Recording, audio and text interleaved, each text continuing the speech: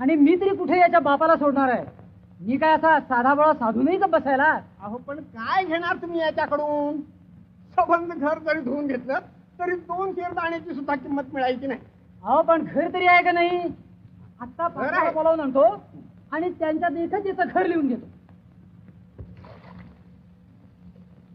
ढगावाचूनी आभाळ, ढगावाचूनी आभाळ, जणू गंगाचा जळ, जणू गंगाचा जळ, तस केलं म्या निर्मळ, तस केलं म्या निर्मळ, घर माझ, घर माझ,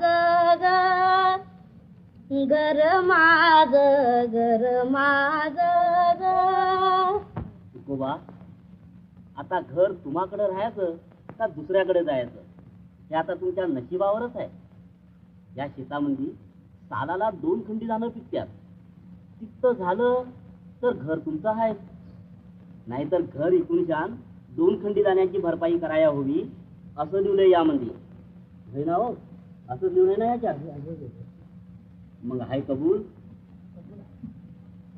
चूक झाली माझ्या हातून. मग घरातच ते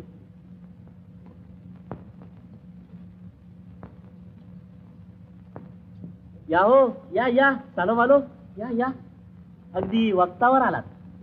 साक्ष घालायची आहे, सही घ्यायचे. ठीक आहे.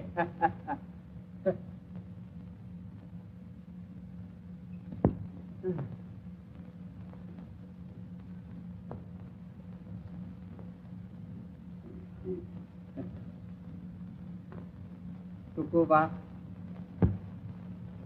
उद्योग केला, घरापरी घर घालवून बसला. आता थाटा आपला संसार एखाद्या झाडाखाली.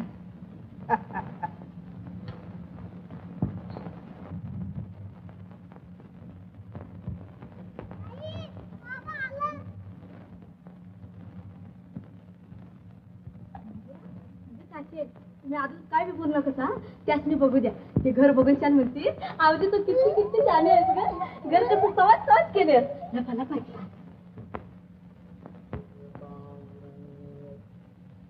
गप्पा गप्पा बोलू नका.